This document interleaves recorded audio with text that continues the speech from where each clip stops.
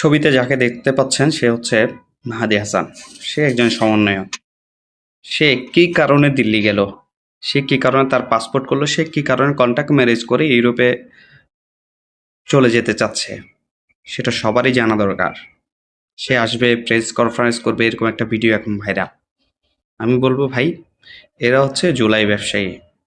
এরা জুলাইকে পুঁজি করে বেশ কিছু টাকা হাতিয়ে নিয়ে বাংলাদেশ থেকে পালিয়ে যাচ্ছে।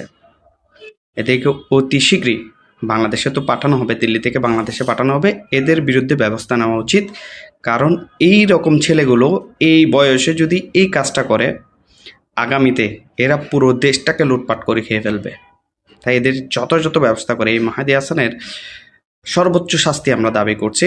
এই মাহাদি হাসানকে এনে তাকে গ্রেপ্তার করে তাকে সর্বোচ্চ শাস্তিটুকু দেওয়া উচিত, কারণ সে জানে তার পাপের, সে যে পাপগুলো করেছে সে পাপের বোঝা তাকে মাথায় নিতে হবে। পাপ কখনো বাপকেও ছাড়ে না।